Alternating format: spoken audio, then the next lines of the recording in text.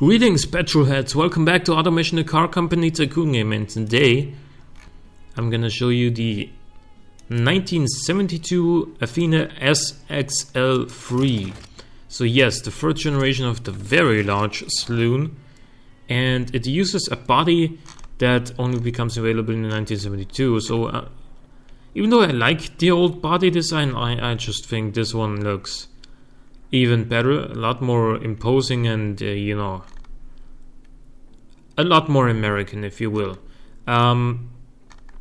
So we have a galvanized steel leather chassis, aluminum panels though, and that is for two reasons. One is to keep the weight, you know, kind of low. And the second reason is for the lower center of gravity, because we want our customers to at least survive corners, rather than the car just plowing straight on because of all the weight up front, with the massive engine and the long nose and whatnot, and the steel chassis.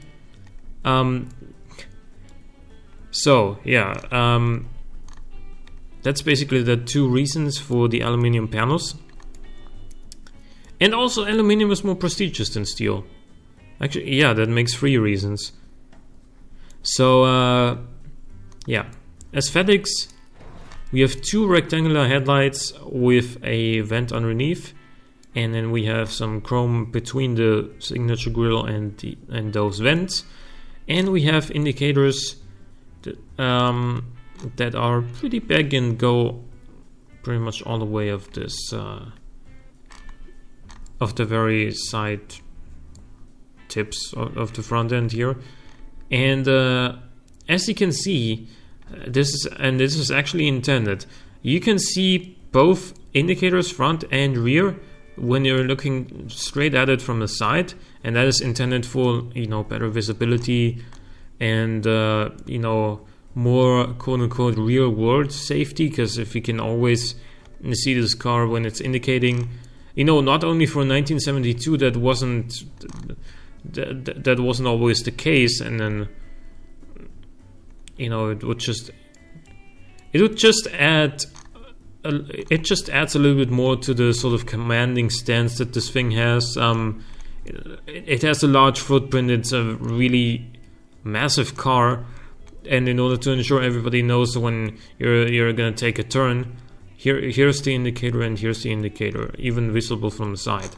And I think that's a more interesting solution than, you know, just putting regular side indicators like here on the nose or somewhere on the fender, and then the one on the rear separately. I think this, like, making it integrated in the taillight and headlight arrangement, is a little bit more of an interesting approach. And then of course we have the big red taillights and the Athena badging in the center.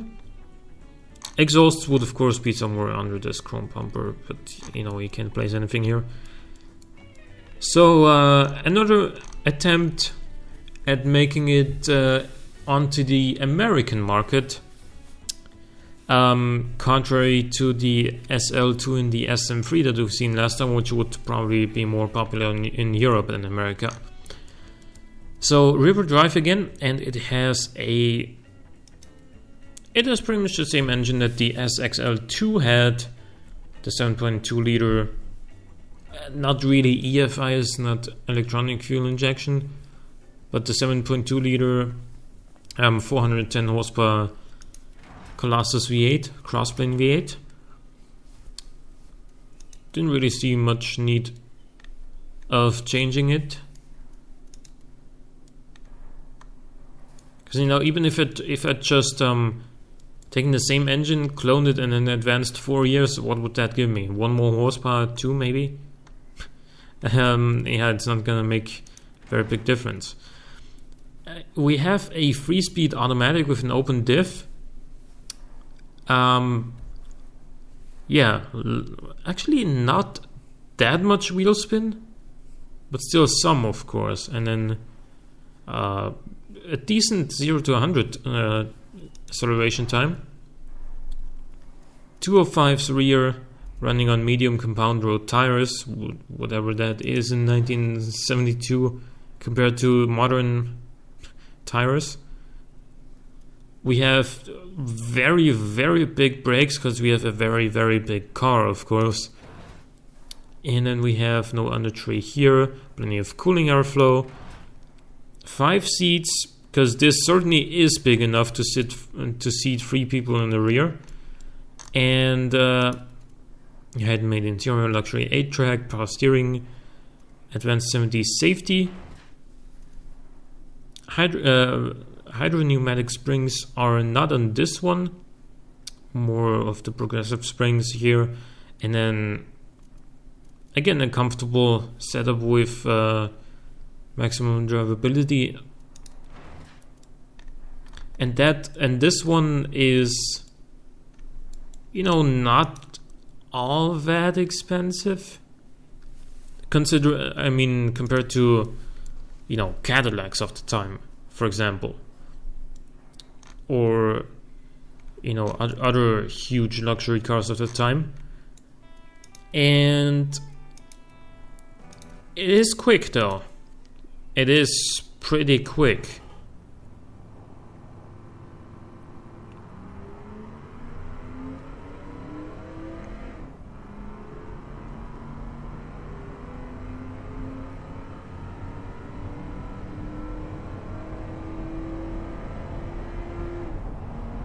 Second gear will reach like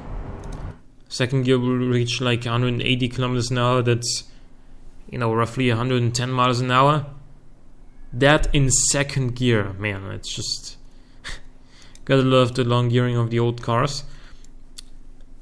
And despite the aluminum panels, this weighs 1820 kilograms, so it's not a lightweight either way. And how would it do in the market? Hypercar, super, convertible super, muscle premium, GT premium. Yeah, it is an expensive. Actually, compared to real world competitors like the Cadillacs and whatnot, it's actually not that expensive. But compared to its rivals in the game, it is sort of expensive, yeah. Okay, if this one's expensive, what about the limited edition? Now, aesthetically, you can see that we have more chrome up here, some vents on the bonnet, we have chrome on the side, and on the back it says LTD, so that everybody knows, oh, that's one of the lucky ones. He's one of the lucky ones that got one of these. And what's the difference? Mainly in the engine. It has 452 horsepower from that same 7.2 liter engine block. Actually, why is this not in 1972? This will probably give us, 2 or 3 more horsepower as well. Advancing to 1972 for the engine tab. Wait, what? This gave us 10 more horsepower? Alright, I'll take that. 462 horsepower. I mean, I'll take it. I don't fully understand why it gave me so much more power, but again, I'm not against it. So we have 462 horsepower, which is probably more than any other car on the market at that time. What was the strongest C3 Corvette? It had like 435 horsepower. So this has more, and it's a luxury car. We have a 3-speed automatic gearbox, and we have the automatic locker on this car to help it get off the line faster. Of course, this will make for some, shall we say, interesting handling. And yeah, it's basically not going to be very easy to drive at all through the corners. But we have 215 rear tires now rather than 205s. We have solid discs front and rear to make sure it stops sort of well. Still 42.85 meters. I mean, for the time it's not that bad, but by today's standards it's a little bit long for a 100 to 0 kilometers an hour stop. Then again, it is also a very big and very heavy car, so maybe it's not that bad after all. Again, 5 seats, handmade, luxury 8-track, power steering, advanced safety, and we have hydro pneumatic springs here. Yeah, and a very drivable setup here again. So economy is awful.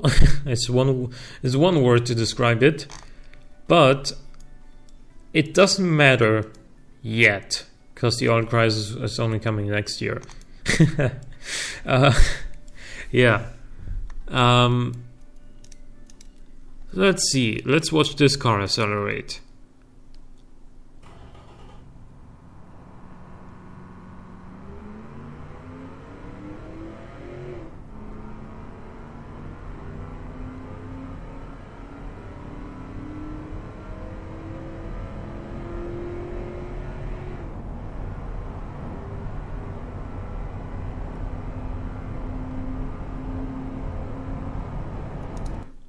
Again, in third gear, it's sort of running out of juice, but it does the quarter mile in less than 15 seconds, which is very impressive for a car of this size and weight in 1972. Then again, it does have the power in order to do so.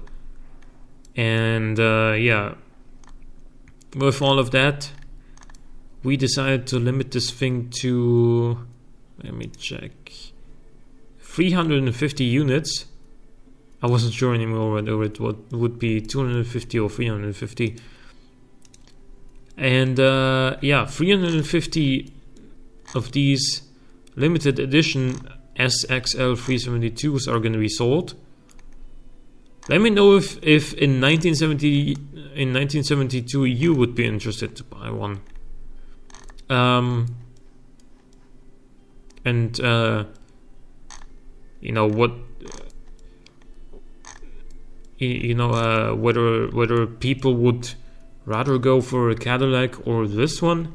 This has a huge markup, of course, because it is a limited production vehicle. It will cost probably around $5,200 in 1972, maybe even a little bit above that. So yeah, it is not cheap for the time. And again, it offers a lot of stuff that you don't really get anywhere else. 462 horsepower is one thing, and then handmade interior, the standard very high build quality that Athena offers and whatnot. So there is something to be said about this car and it justifying its price tag. So let me know what you think. Hope you enjoyed this episode of Automation. Leave a like or a comment if you did. Thanks for watching. I'll see you next time.